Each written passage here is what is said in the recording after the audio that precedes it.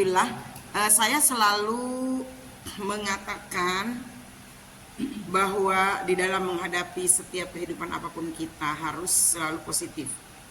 Pikiran positif, pandangan positif, pendengaran positif, rasa positif, sikap positif. Kalau seluruh tubuh kita diisi dengan hal yang positif, begitu yang negatif mau masuk, udah nggak punya tempat, udah penuh, ya kan? Ada pandangan yang negatif mau masuk ke dalam diri kita, udah nggak bisa, karena pandangan kita udah pandangan yang positif. Ada bisik-bisik yang negatif mau masuk ke dalam diri kita, nggak bisa. Kenapa? Karena semua bisikan yang tergores, terlintas dalam hati dan pikiran kita semuanya positif. Harus begitu. Masih ingat Robiatul Adawiyah yang terkenal dengan filosofis cintanya, mahabbah, ya, seorang sufi perempuan yang terkenal dengan mahabbah atau cintanya kepada Allah Subhanahu wa Ta'ala. Ketika ditanya, "Hei Robiah, apakah engkau membenci setan?" Kata Robiah, "Tidak." "Loh, kenapa engkau tidak membenci setan? Tidak memusuhi setan? Bukankah setan itu innahu lakum aduwwum mubin, sesungguhnya setan itu musuh yang nyata buat kalian?" Kata Robiah, "Bagaimana aku bisa membenci setan kalau di dalam hatiku penuh dengan cinta kepada Allah?" Gitu loh, Bu. Paham gak maksudnya? Jadi kalau ini misalnya botol udah penuh dengan air yang bersih, ya kan? Mana mungkin bisa dimasukin lagi kecuali luber gitu kan ya, gitu. Hati kita udah penuh dengan cinta kepada Allah, mana mungkin ada rasa benci. Nah, itu mungkin yang harus kita pupuk agar apa yang muncul dari diri kita itu selalu yang positif, ya. Jadi nggak ada kesempatan yang negatif untuk masuk ke dalam diri kita. Nah, tema kita kali ini adalah 4 hal yang positif atau baik dan 4 hal yang sangat positif atau sangat baik. 4 hal yang baik dan 4 hal yang sangat baik. Tadi 4 yang baik atau positif dan 4 yang sangat baik atau sangat positif. Apa itu?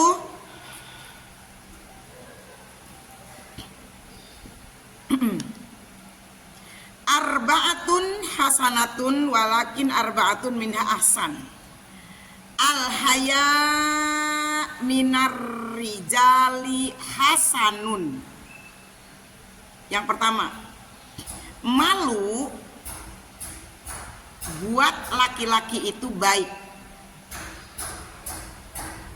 Malu buat laki-laki itu baik. Walakinnahu minal mar'ati ahsan. Tetapi malu buat perempuan itu sangat baik.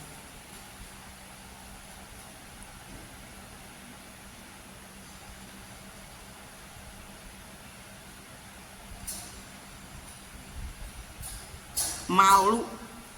Kita juga sudah mempelajari tentang malu, bahwa al-haya'u minal iman, malu itu bagian dari iman. Orang kalau nggak punya malu berarti nggak ada iman. Malu di sini, malu apa? Malu kalau kita tidak melakukan perintah Allah, malu kalau kita tidak meninggalkan larangan Allah. Bukan malu disuruh baca sholawat, nggak mau, malu suaranya jelek, bukan. Atau suruh maju ke depan hafalan, ayo maju ke depan hafalan, malu takut nggak hafal ntar diketawain, bukan. Ya, suruh datang ke pengajian malu nggak punya baju, bukan malu yang kayak gitu.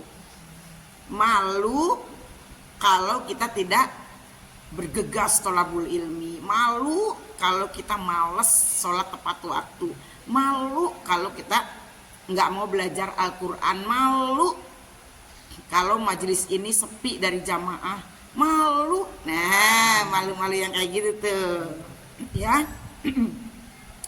Buat laki-laki malu itu baik. Buat perempuan punya rasa malu itu sangat baik. Emang sih kalau kita lihat di kenyataan kehidupan kita nih, kadang-kadang ada hal-hal yang seolah-olah perempuan itu dituntut lebih. Contoh,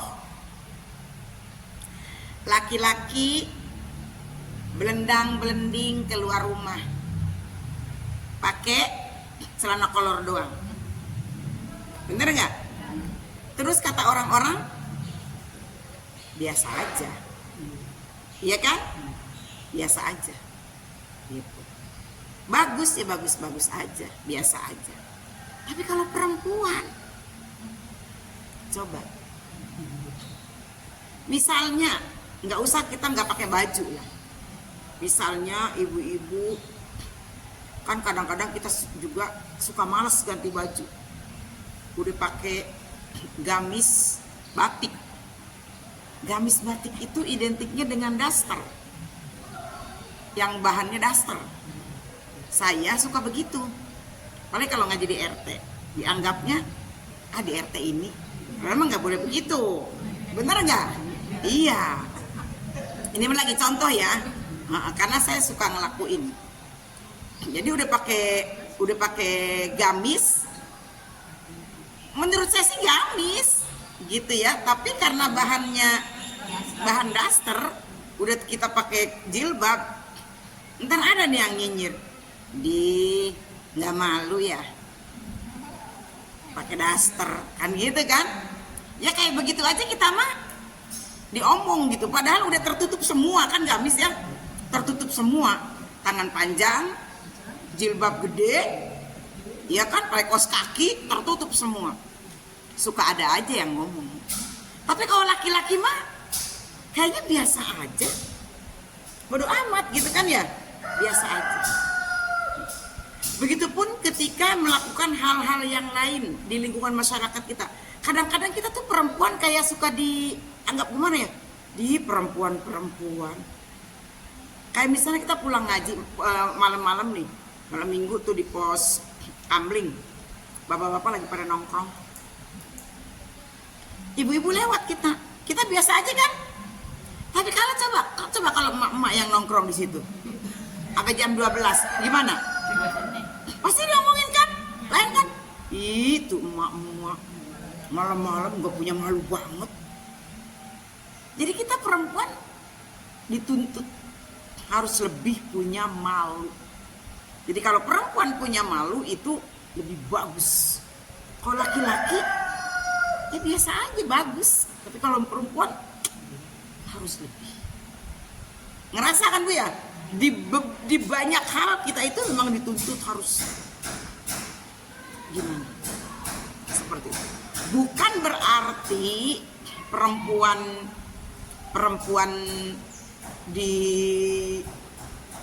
dizolimi, bukan berarti perempuan dianggap gimana, enggak. Justru dari benteng yang namanya malu inilah harga diri perempuan akan terjaga dengan baik, gitu ya.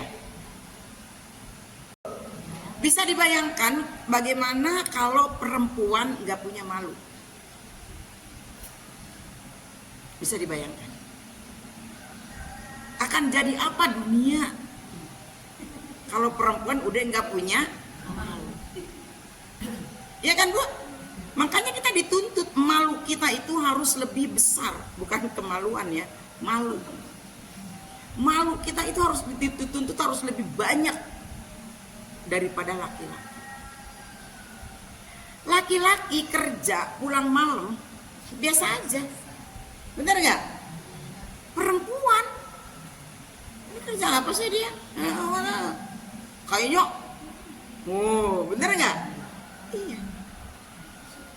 Nah ini al-haya, malu, yang menjadi bagian daripada ajaran agama kita. Menekankan perempuan harus lebih banyak malu. Sekali lagi bukan karena agama mengekang perempuan, enggak. Tapi justru agar perempuan terjaga kebaikannya, terjaga identitasnya, terjaga marwahnya, gitu ya. Jadi kalau kita lihat ada salah satu hadis Rasulullah SAW menceritakan zaman dulu perempuan kalau tersingkap bajunya sedikit aja malu gitu kan, kelihatan kakinya, malu. Ya sekarang mah yang ditutupnya dikit doang, yang kelihatannya lebih banyak gitu. Malu nggak? Banyak yang udah nggak malu ya. Jadi yang pertama apa, Bu? Malu. Malu bagi laki-laki baik, tapi malu bagi perempuan itu sangat baik. Jadi kita harus lebih banyak rasa malunya dibanding laki-laki. Oke? Yang kedua, wal adlu min kulli ahadin hasan walakinnahu minal umara'i ahsan. Al adlu min kulli ahadin hasan, sikap adil buat orang awam. Tahu orang awam, kita nih orang awam. Sikap adil buat orang awam itu baik. Sikap adil buat orang awam itu baik.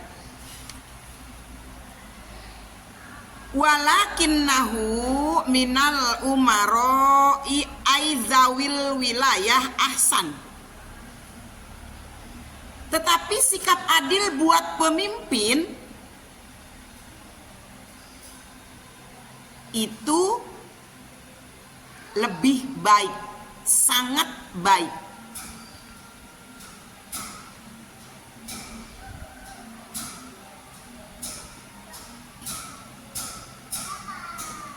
Udah? Sikap adil buat orang awam itu baik, tapi sikap adil buat pemimpin itu sangat baik atau lebih baik. Al umaro aizawil wilayah. Umaro itu adalah seseorang yang diberikan amanah untuk mengelola satu wilayah, zawil wilayah. Misalnya RT, RW, lurah, kepala desa, camat, bupati, gubernur, presiden, terus ke atasnya lagi. Itu namanya umaro. Kalau kita nih berbuat adil, mungkin itu hanya untuk cakupan kita saja. Kalaupun pas kita nggak berbuat adil, mungkin yang dirugikan tidak terlalu banyak. Kayak kita mungkin pas saat bagi uang jajan ke anak kita misalnya, karena ibu-ibu pengen ngebagi rata, walaupun mungkin itu tidak adil. Yang SMA dikasih 50.000, SMP 50.000, yang SD 50.000. Itu adil nggak, Bu? Nggak adil ya. Tapi mungkin kita sebagai seorang ibu pengen gitu, ngasih aja pokoknya. Itu ada efek negatifnya nggak? Pasti ada. Cuman kan mungkin itu mah bisa kita epok-epok, artinya gini. Udahlah Kak, nggak apa-apa ya, adanya yang SD dikasih 50.000 juga, ya kan bisa ditabung juga. Mungkin kan bisa kita ngomong, efeknya nggak pengaruh yang gimana gitu kan ya. Walaupun itu tidak adil, itu tidak adil. Karena yang SMA pasti kebutuhannya beda dengan yang SMP, SMP pasti beda kebutuhannya dengan SD. Tapi walaupun tidak adil, kita memaksakan itu kepada anak kita. Misalnya nih contoh, dan kita minta maaf sama kakak-kakaknya yang SMA dan SMP. Maaf ya, ini mama ngasih 50-50 sama, biarin adanya biar bisa nabung di sekolah. Kan kayak gitu paling ya kan. Tapi kalau Umaro pemimpin, pemilik wilayah, ketika dia berbuat adil, itu yang merasakan keberkahan keadilannya, yang merasakan kenikmatan keadilannya itu banyak makhluk. Begitupun sebaliknya kalau tidak bisa berbuat adil,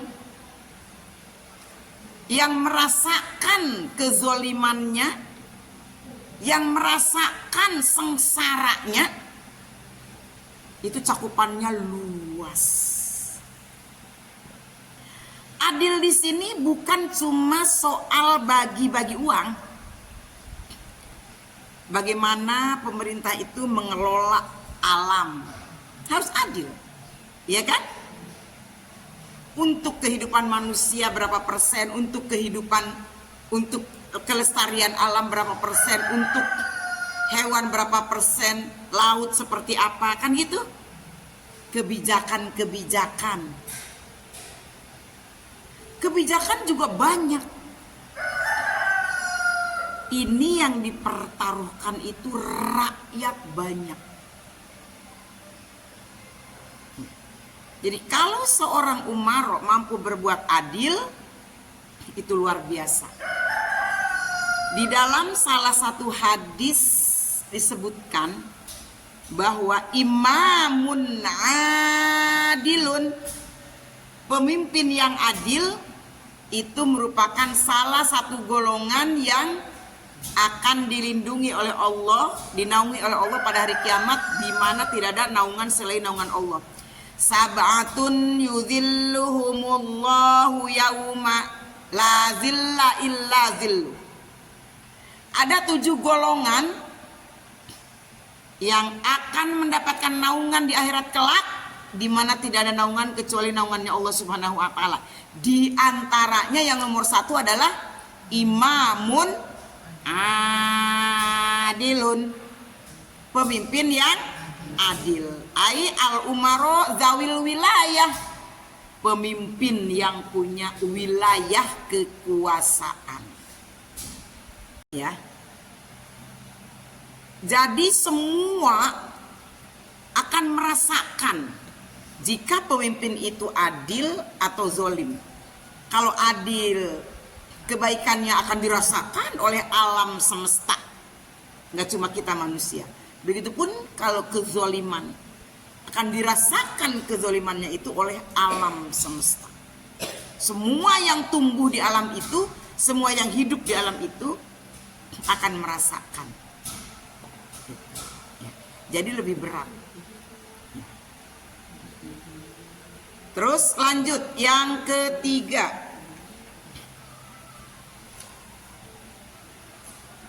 Wat taubatu, taubat. Ay arruju'u ila Allah ta'ala yahulu uqdatal israri anil qalbi tsumma qiyamu bi kulli haqqin lillahi ta'ala. Wat taubatu minas syaikhi hasanatun walakinnaha minas syababi ahsan. Taubat buat para lansia, buat para manula itu bagus. Tahu lansia? Di sini udah pada lansia belum? Saya doang dong lansia nih. Taubat buat para lansia atau manula. Kalau Di Malaysia mah disebutnya usia emas. Bagus kan ya emas ya, daripada lansia, manula. Kayaknya manula itu manusia usia lanjut, kayaknya gimana gitu.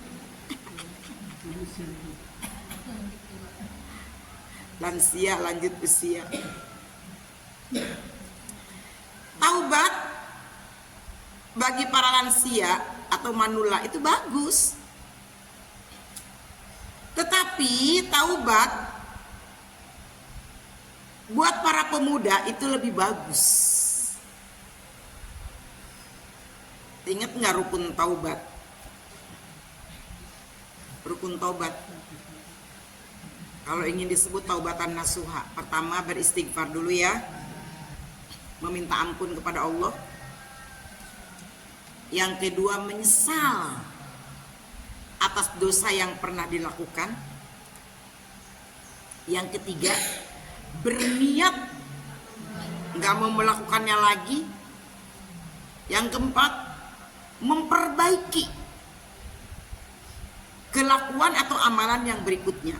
Kalau tobatnya dari lalai sholat, berarti berniat berikutnya sholatnya mau tepat waktu. Ya. Terus yang kelima, jika dosanya itu terkait dengan manusia, berarti dia harus mengembalikan hak manusia itu. Tapi kalau dosanya kepada Allah, ya tinggal bertaubat, tinggal istighfar, tinggal mohon ampun kepada Allah. Yang berat kan taubat kepada manusia ya Bu ya. Mencuri cangkulnya harus dikembalikan. Jangan mencuri cangkul, taubat tapi cangkulnya nggak dibalikin. Taubat ngomongin orang yang lebih berat, ngembalin omongannya gimana? Sedangkan kita udah ngomongin dia itu udah 100 kata, karena ngembalinnya bisa persis nggak 100 kata? Ya enggak, lebih susah ya. Padahal itu hak orang lain, itu harus dikembalikan waktu kita berniat bertobat. Nah, disempurnakan lagi makna tobat ini, ay ar-ruju' ilallah, kembali kepada Allah. Kembali kepada Allah. Kembali kepada Allahnya dengan apa? Dengan mencopot ikatan dosa yang ada pada hati. Jadi niat kembali kepada Allah dengan sebenar-benar kembali. Nih, kalau ada goresan dosa, niat untuk melakukan ketidakbaikan, kemungkaran, kan dalam hati pasti adanya niat kan? Itu dicopotin semua. Jangan sampai nempel. Waktu seseorang mau mencuri, itu mencuri dulu apa niat dulu dalam hati? Bukannya selesai mencuri baru niat. Di dalam hati kan pasti ada kan? Nggak mungkin dia akan melakukan itu kalau dalam hatinya tidak ada keburukan itu. Makanya di hadis Rasulullah dikatakan, la yasriqus sariqu hina yasriqu wa huwa mu'minun. Tidaklah seorang pencuri saat dia melakukan aksi pencuriannya itu, tidaklah dia disebut mukmin. Jadi orang yang lagi mencuri itu berarti dia tidak sedang beriman kepada Allah. Kenapa? Kalau saat dia mencuri dia beriman kepada Allah, jadi nggak dia mencuri? Enggak. Berarti saat itu kan dia sedang mencopot keimanannya dan menyantelkan kejahatannya di hatinya, kan gitu kan? Imannya dicopot.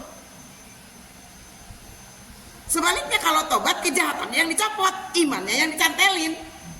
Itu tobat. Ya. Wala yazni zani hina yazni wa huwa mu'minun. Dan seseorang tidak disebut beriman saat dia berzina. Saat dia berzina, beriman nggak? Walaupun pakai sorban, walaupun pakai peci. saat dia berzina dia tidak disebut mukmin. Kalau dia disebut mukmin, jadi nggak berzina? Enggak kan? Pasti orang beriman akan mengatakan, aduh, aku takut sama Allah, kan gitu kan? Dicopot itu keimanannya, diganti dengan kemungkaran. Mencuri, berzina, berbohong. Kan banyak banget tuh di ini nih, di medsos ya, dari CCTV pada pakai jilbabnya gede-gede gitu kan ya, pada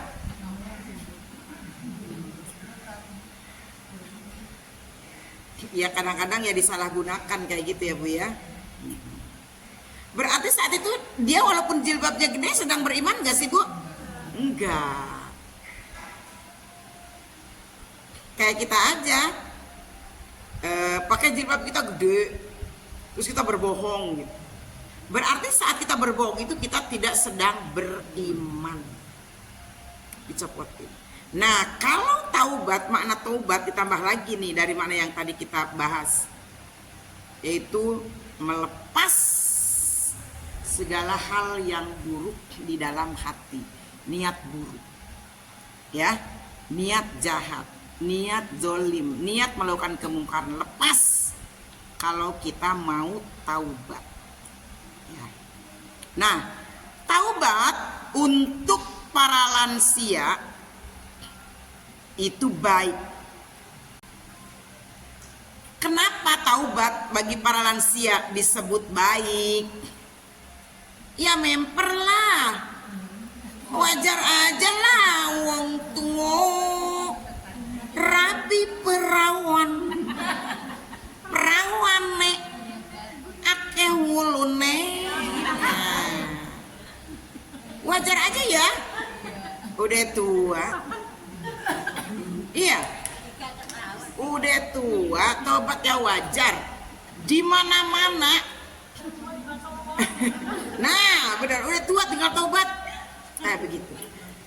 Bu, di mana-mana rata-rata nih yang saya datengin majlis taklim. Ya kalau nggak nenek-nenek ya aki-aki. Ya kalau nggak nenek-nenek aki-aki lansia manula. Kemarin saya udah cerita belum? Saya datang ke satu majlis taklim malam. Itu ibu-ibu pada bawahnya pasmina sama kain sarung. Saya pikir buat selimutan, nggak utuhnya buat belonjor semua. Jadi ditutupin biar nggak terlalu kelihatan songong. Kakinya ditutup pakai pasmina, ditutup pakai kain sarung. Saya merhatiin, mengamati. Udah itu ngajinya di lorong, jadi ini dinding, ini dinding. Jadi yang dari sini seret, yang dari semua kan belonjor semua. Yang sisi sini seret, belonjor semua.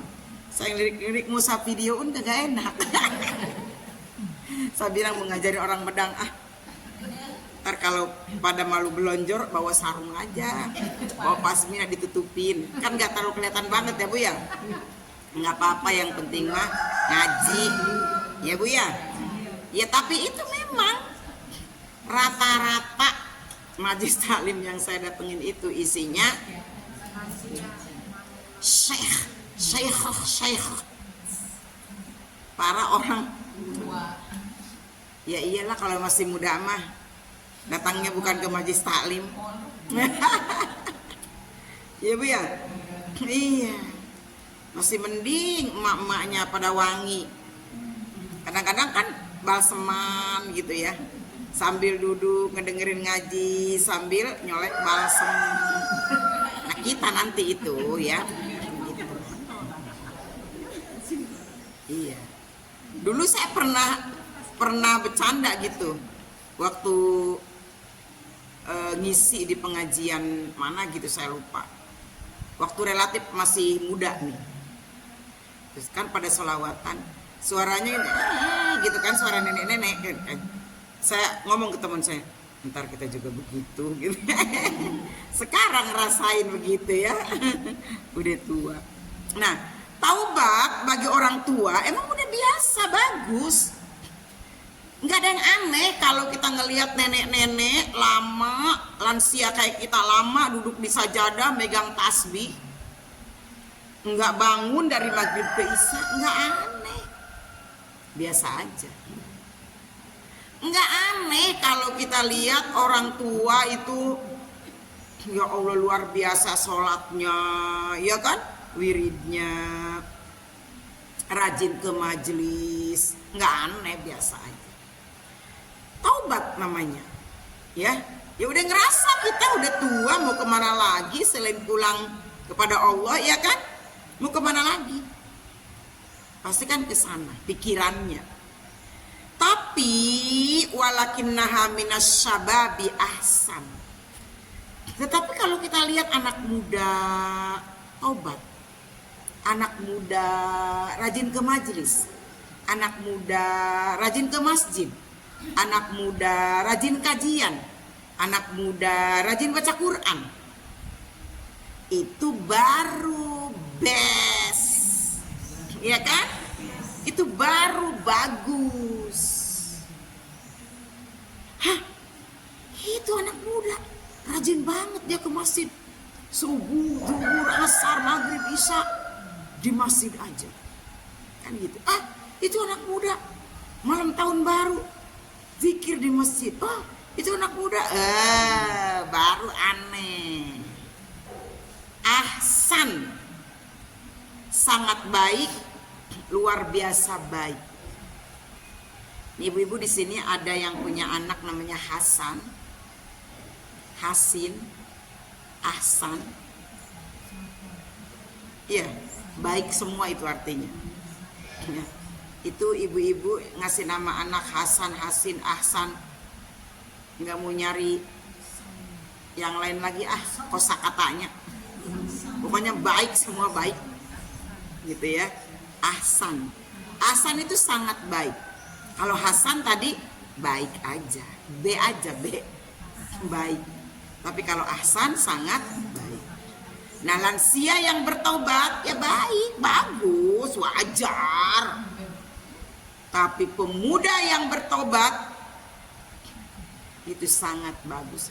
Termasuk tadi golongan, salah satu golongan yang tadi 7 yang dijanjikan oleh Allah untuk dinaungi di akhirat. Tadi diantaranya imamun adilun, pemimpin yang adil. Terus diantaranya lagi adalah pemuda yang qalbuhu mu'allaqatun bil masajid. Seorang pemuda, asyabab, pemuda yang hatinya selalu terikat ke masjid. Terikat ke masjid ini bukan berarti dia pengen di masjid terus, bukan. Artinya hatinya tuh terikat kepada hal-hal yang membawa dia untuk tunduk kepada Allah. Jarang kan Bu pemuda zaman sekarang? Ya Bu ya? Jarang banget. Jarang banget. Padahal salah satu kriteria kita mau cari mantu laki-laki, kriterianya apa? Lihat dia rajin ke masjid enggak? Tapi yang dilihat aki-aki semua yang ke masjid. Jadi iya ya, susah kita nyari mantunya Bu. Pas kita lihat subuh aki-aki, pas lihat duhur aki-aki juga, lihat asar aki-aki juga, dan aki-akinya mesti ada nini-nininya. Kata ibu-ibu, aduh gimana ya. Jadi kalau pemuda hatinya terikat ke masjid, terikat terkait untuk hal-hal yang membawa dia kepada taat, sujud, dekat dengan Allah, itu luar biasa. Itu udah modal. Sekarang mah pada matre sih mamanya. Yang ditanya apanya? Kerja di mana? Gajinya berapa? Kesini tadi parkirnya di mana? Iya Bu? Iya, jalan kaki gitu ya. Terus rumahnya di mana? Iya Bu. Sekalinya dapat calon mantu dibohongin. Kerjanya di mana? Saya sih nggak kerja. Kenapa? Karyawan saya yang kerja. Wow, kata emak-emak RW 7 biasa pada matre. Terus mobilnya kesini nyetir sendiri? Enggak, ada supir. Wow, udah wow aja gitu ya. Iya. Pas di ujung-ujung dibilangin, oh bener ya, berarti kamu sultan dong. Enggak, itu cuma menghayal doang. Ngomong makan gampang ya Bu ya, tapi mau realita juga zaman sekarang mah gampang. Mobil gonta-ganti kan gampang, Grab banyak. Rumah kita mah mau tipu apa aja ada ya Bu ya, mau yang bulanan mau yang tahunan. Tipu apa aja banyak ya. Gitu. Jadi kriterianya apa tadi? Rajin ke masjid. Tapi susah banget Bu nyari pemuda yang rajin ke masjid. Ada sih yang rajin dulu waktu anak-anak ya. Udah remaja mah udah susah. Apalagi udah dewasa udah susah. Iya. Bintang, iya benar. Bintang mah sebelum waktunya udah datang ya. Putranya Ibu ya? Alhamdulillah. Iya di sana. Kan saya kalau ngaji Jumat patokannya Bintang. Bintang udah datang berarti. Bintang udah datang nah, berarti saya harus udahan kan gitu ya. Lanjut. Yang keempat. Wal judu ai ifadatu ma yanbaghi li iwadin minal aghniyai hasanun walakinnahu minal fuqara'i ahsan. Waljud. Apa waljud? Dermawan. Tahu dermawan?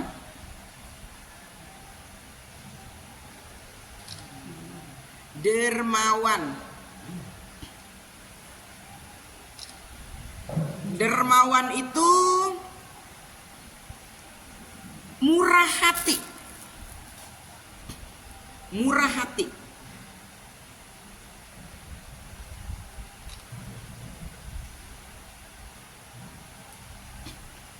Dermawan itu murah hati.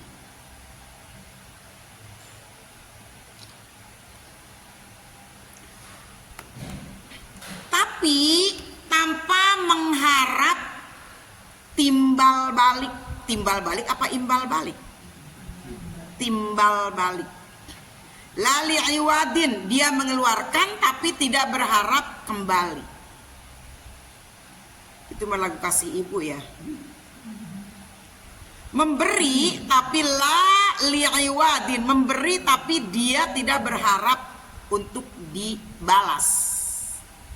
Itu namanya jud. Wal jud binal agniya hasanun, murah hati buat orang kaya itu bagus. Murah hati, dermawan buat orang kaya biasa baik. Ya biasa. Baik, bagus. Iya Bu. Uang sugih ya wajar, dermawan. Oh no hartane, ake hartane sing iso di darmain, iya kan? Bener nggak sih tuh ngomong? Ake duite, ake bandane, bandane nang kene, Bandung.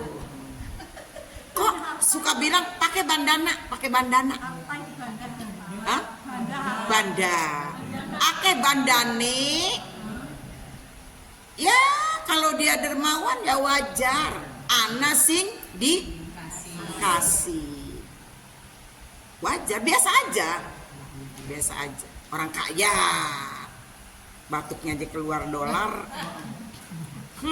muncrat, keluar ke dolar.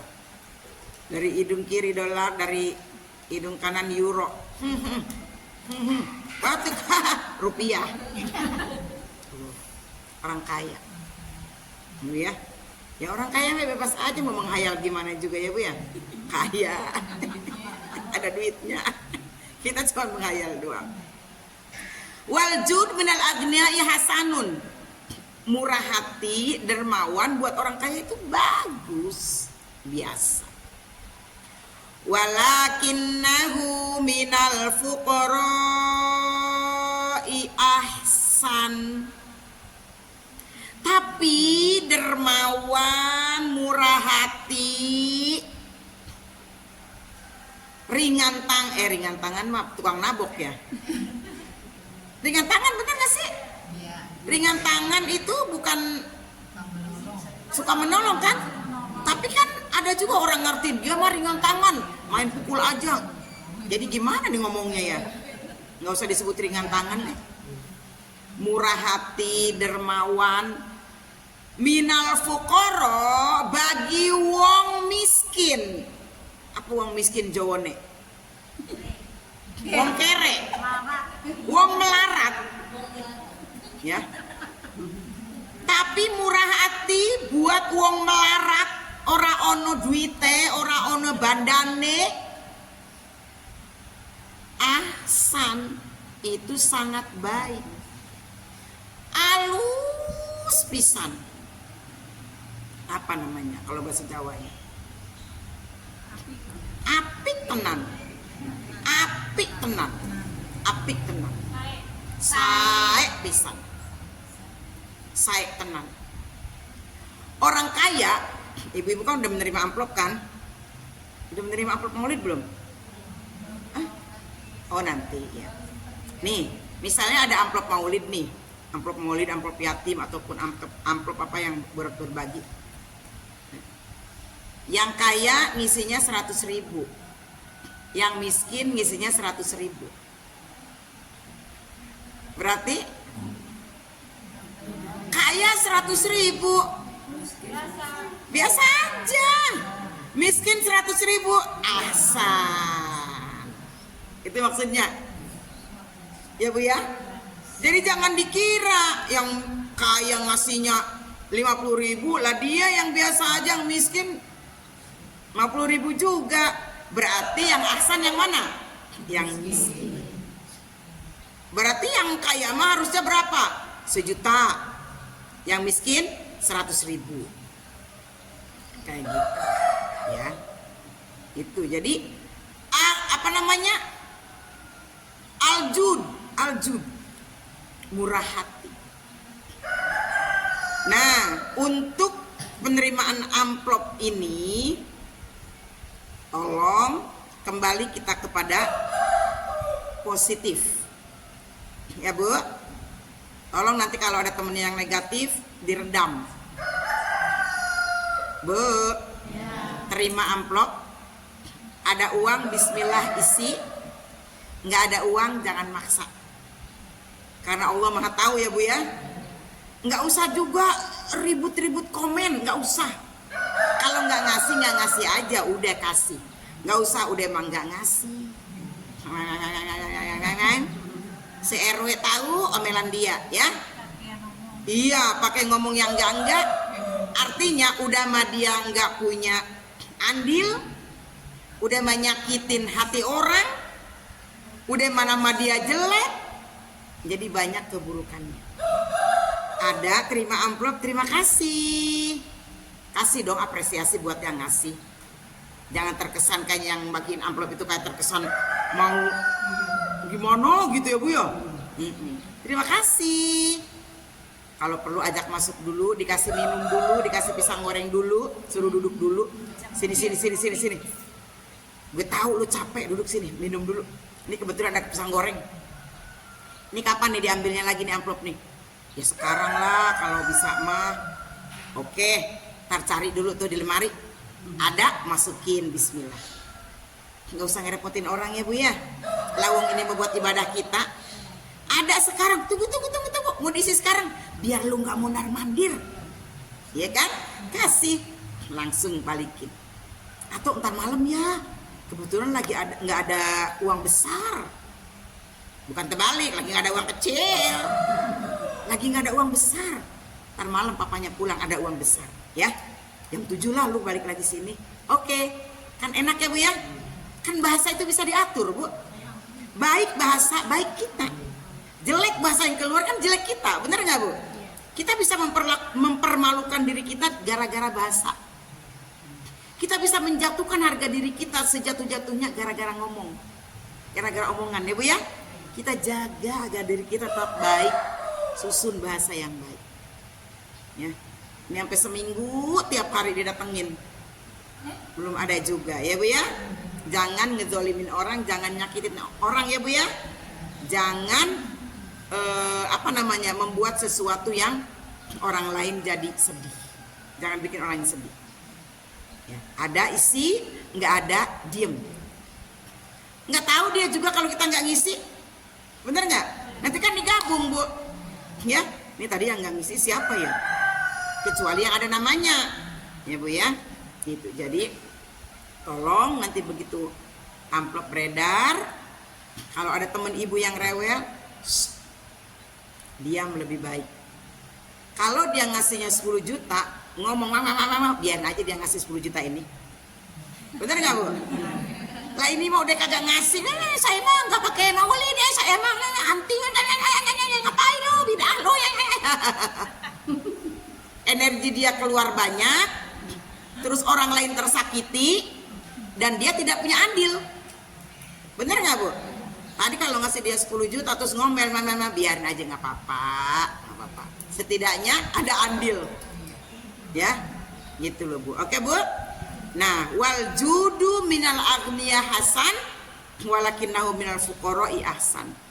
Murah hati, dermawan buat orang kaya biasa, baik. Tapi buat orang fakir ahsan. Kita mau masuk hasan atau mau masuk ahsan? Ahsan, insya Allah berarti tempatkan diri kita pada posisi ahsan. Ada berapa kemampuan kita nih? Paling besar hari ini di dompet saya adalah 50.000, keluarkan 50.000. Paling besar di dompet saya hari ini 20.000, keluarkan 20.000. Ya Bu, kalau kita ingin diberikan yang terbaik oleh Allah, kita keluarkan yang terbaik. Saya dulu pernah mengingatkan kepada ibu-ibu, rapihkan uangnya, ya Bu. Diuel-uel gini Bu, masukin ke amplop, jangan ya Bu. Walaupun 10.000, 20.000, usahakan uang itu dalam kondisi rapi, ya Bu ya. Rapi Bu, ujungnya contoh tuh kondektur tuh suka digini-gini, bener nggak? Iya tuh, rapi. Masukkan ke amplop 10.000, tapi dia tampil dengan elegan, dengan baik, terhormat.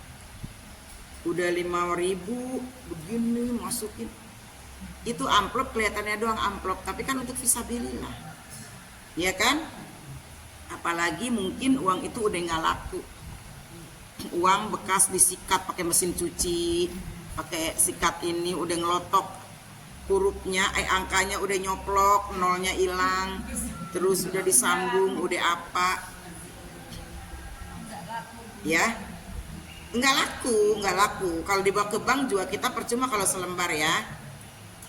Kemarin ada 1 lembar tuh 50.000, tapi sudah tidak berdaya, ya Bu. Itu dimasukkan tapi udah nggak bisa dipakai, itu udah nggak laku karena udah pada meretel, angkanya udah pada hilang, terus ininya udah tipis banget, udah nggak bisa. Ya, kita menghargai apa? Allah. Mengeluarkan untuk Allah itu harus yang terbaik, dari tampilannya, dari bagaimana cara kita, ya kan? Terus dari kata-kata kita, semua harus yang baik-baik. Sedikit nggak masalah, tapi tampilannya cantik, rapi. Kalau perlu mungkin ibu mau ngasih 10.000, ya ada uang lecek nih, tuker dong, aku mau sedekah nih, dituker sama yang bagus, kayak gitu, ya Bu ya. Jadi itu cara menghargai diri kita, karena kan kita ingin dihargai sama Allah ya Bu ya. Berarti bagaimana caranya kita agar kita yang terbaik di mata Allah, kan gitu ya Bu ya. Nah kalau kayak begitu kan kita sudah menunjukkan bahwa kita nggak pengen dihargai oleh Allah. Bagaimana mungkin Allah menghargai kita? Gitu Bu. Itu kadang-kadang itu luput dari perhatian kita.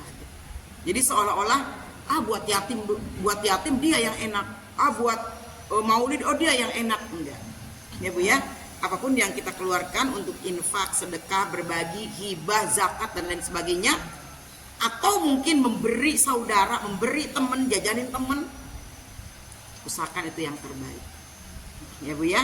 Karena terbaik pasti balasannya terbaik juga. Oke? Itu 4 yang masuk dalam kategori baik dan 4 masuk dalam kategori sangat baik.